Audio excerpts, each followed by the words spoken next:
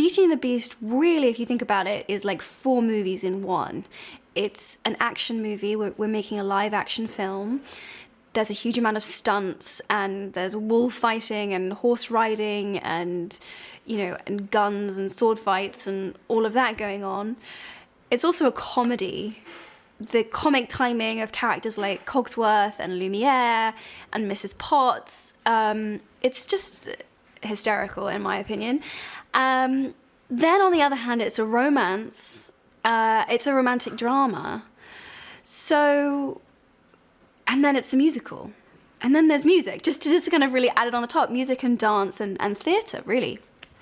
So you need someone at the helm of a movie like this that can really do all of those things. And it takes someone quite special, I think, to get all of that working very well. And I think Bill has done a brilliant job of that.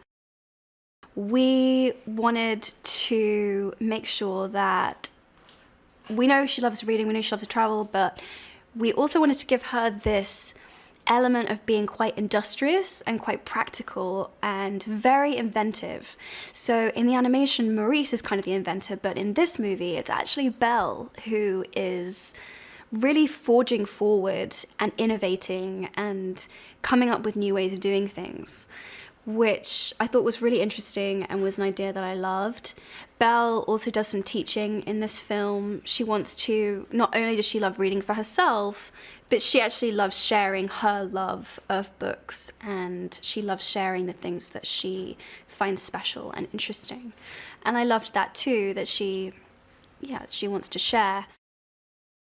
Oh, she also has a new song. It's only a small baby song. It's a reprise, so it's only like a verse and a little bit of a chorus, but it's very beautiful. We expand a bit on her past, and we see, you know, what is kind of the story of Belle's life before, before she goes to the castle and she meets Beast, which I think is really lovely extra detail, which we don't get from the original.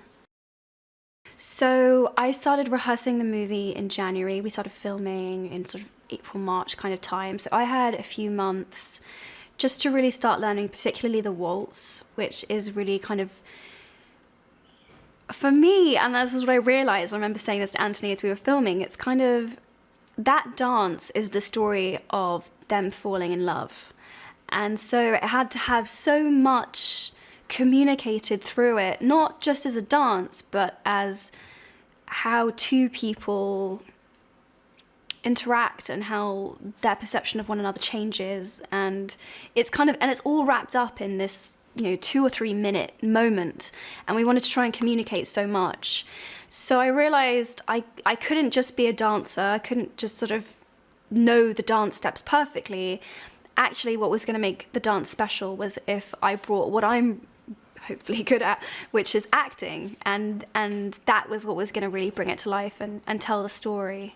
So it was a really special experience for me. I love to dance. I've always loved to dance, and getting to learn to do this specially choreographed dance between Beast and Belle was definitely a highlight.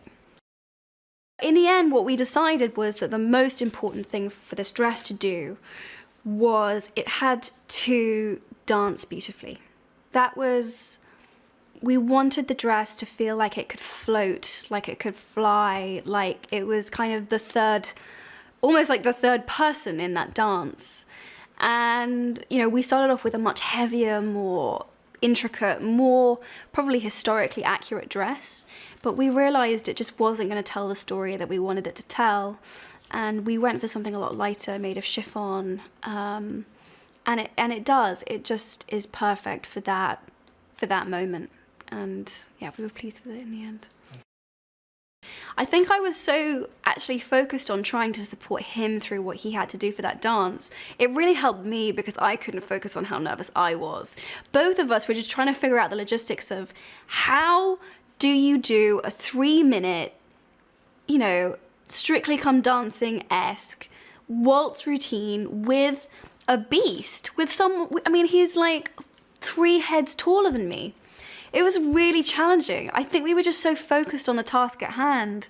It actually helped. It really helped carry us through it. And it was a very bonding experience. I actually think I'm going to suggest that on all of my movies, my co-star, my romantic co-star, has to learn to do a dance with me, because there's just no better way to bond with someone. So Days in the Sun is a song about longing. It's kind of everyone in the castle is brought together by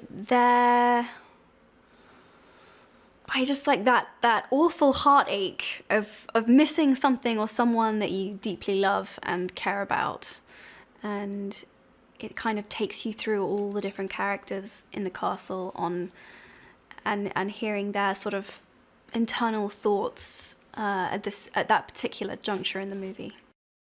Maurice, who's Belle's dad, his job is that he makes these music boxes, which is interesting. I'm not actually sure whether Bill took this from the original, but Chip was actually originally meant to be a music box, not a cup.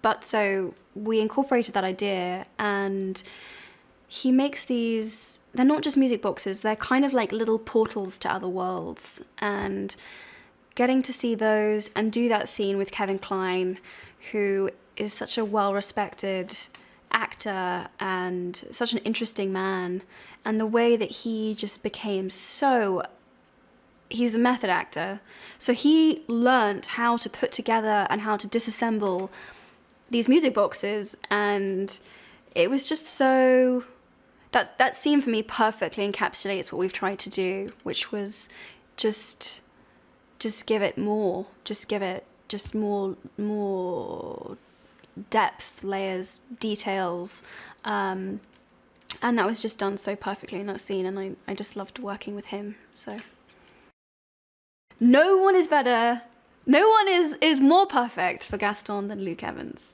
He's just is Gaston, whilst also managing to be incredibly likable and charming, and he's just perfect. He's just perfect.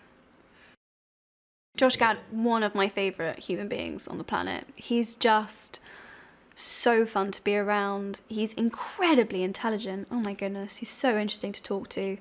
I mean, there's just no one better to play that role. No one better.